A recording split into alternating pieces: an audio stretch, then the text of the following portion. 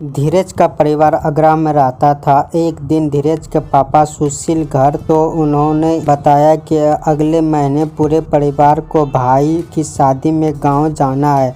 धीरज की मम्मी गांव जाने से मना करने लगी। उस सड़े हुए गांव में मैं कभी नहीं जाऊंगा। एक तो इतना दूर है, ऊपर से वहां पर लोग भी बहुत कम रहते हैं और तो वहां पर लाइट भी नहीं है। ना बाबा, ना मैं तो ना जाऊं। अब गांव का एरिया पहले जैसे नहीं रहा, रोड बन गया। वहां पर मैं अपने दोस्तों से कार मंगा लूँगा, उसी से चलेंगे। चलो ना मम्मी, बहुत मज़ा आएगा। वैसे भी कई दिनों से कहीं घूमने नहीं गए हैं। ठीक है चलेंगे, लेकिन वहाँ कार से पहुँचने में भी 20 घंटे से भी ज़्यादा का टाइम लगता है, इसलिए खाना घर से बनाकर ले जाना पड़ता है। खाना तुम्हारे पापा ही बनाएंगे।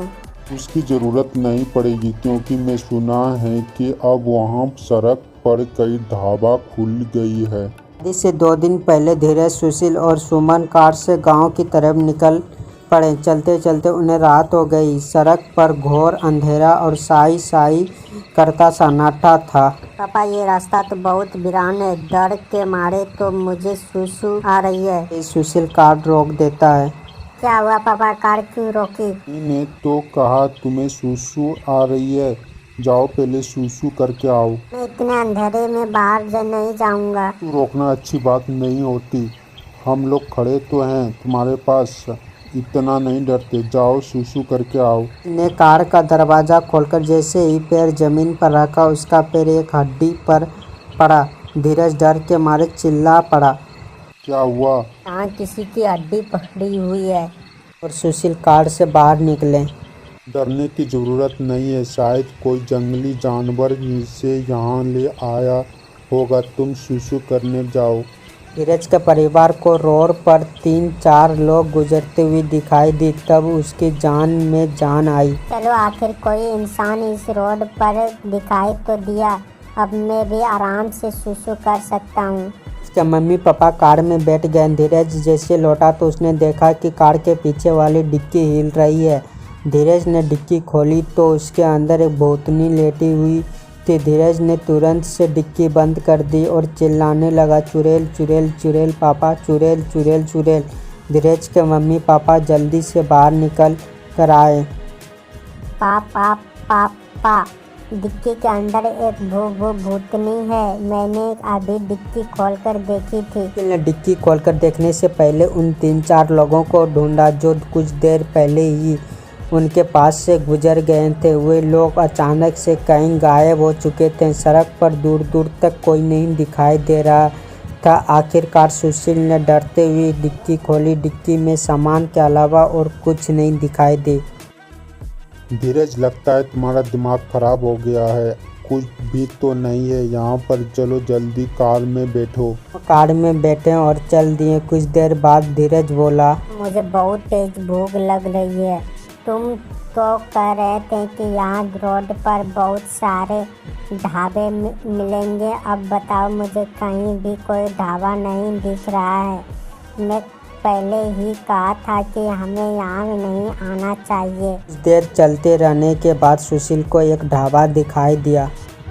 मैंने कहा था ना कि यहाँ ढाबा है। चलो ढाबा के अंदर चलते हैं और भर पेट खाना खाते हैं। जब ढाबे के अंदर गए तो उन्हें ढाबे में 3 लोग दिखाई दिए। 2 अधेरा उम्र के आदमी और औरत और एक जवान लड़की। लड़की के हाथ में डंडी थी। वो धीरज के पास आकर बोली, ये क्या खाएंगे? जो भी ताज़ा हो वो ले आओ। पलट कर गई तो तीनों ने देखा कि लड़की के बालों में 2 कटे हुए हाथ लटके हुए हैं। धीरज, सुशील और सुमन का मुंह सूख गया। सुमन ने सुशील के कान में कुछ कहा। सुशील पानी का जग लेने के बहाने उस कमरे की तरह गया जहां खाना बन रहा था। सुशील देखा कि अंधेरे आदमी एक भगोने से 2-3 कटे हुए हाथ निकाल कर कढ़ाई में गर्म करने के लिए डाल रहा है। सुशील ने सुमन के पास आकर धीरे से कहा, यहाँ कुछ गड़बड़ तो जरूर है, हमें यहाँ से निकल लेना चाहिए। चुपचाप ढाबे पाँव गेट की तरफ बढ़ने लगे, लेकिन तभी वह डरावनी वाली लड़की तेजी से चिल्लाती हुई आई और उसने ढाबे का दरवाज़ा बंद कर दिया। बिना खाना खाए मैं किसी को नहीं जाने देती। आओ, हमें लेट हो रहे हैं, हम लेट हो रहे हैं, हमें जाने दो। बैठ जाओ और खाना खा कर जाओ। परिवार के पास अब और कोई चारा नहीं था। वे लोग टेबल के पास बैठ गए। कुछ देर में एक आदमी शानदार खाना लेकर आया जिसमें पनीर की सब्जी, रोटी, आलू और भी कोई चीज़ें थी।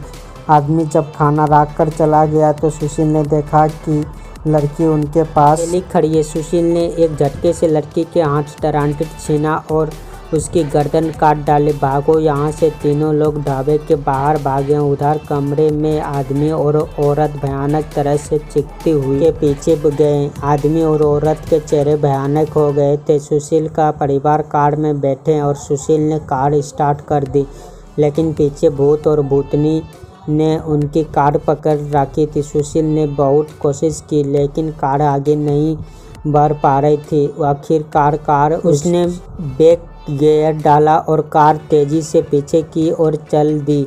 आदमी और औरत कार से बिल्कुल कुचल गए। फिर सुशील ने तेजी से कार आगे बढ़ा दी और वो दिन होने तक नहीं रोका। सुशील ने गांव पहुंचकर सारी बात अपने भाई को बताई। अच्छा हुआ तुम्हारे परिवार को कोई नुकसान नहीं पहुंचा। कुछ साल पहले वहां पर एक ढाबा हुआ करता था जिसे एक परिवार चलाता था। परिवार में 3 लोग थे, आदमी, औरत और उसके लड़के। एक बार कुछ जवान लड़के ढाबा में खाना खाने गए। उन्होंने लड़की के साथ बदतमीजी करना शुरू कर दिया। जब ऊपर लड़की के पिता ने विरोध किया तो लड़कों ने रिवाल्वर निकाली और आदमी, औरत और उसकी लड़की को गोली मार दी। उसी परिवार की आत्मा उस रोड पर भटकती है और वहाँ ढाबा होने का भ्रम पैदा करती है। लौटते समय रात में वहाँ से मत गुजरना।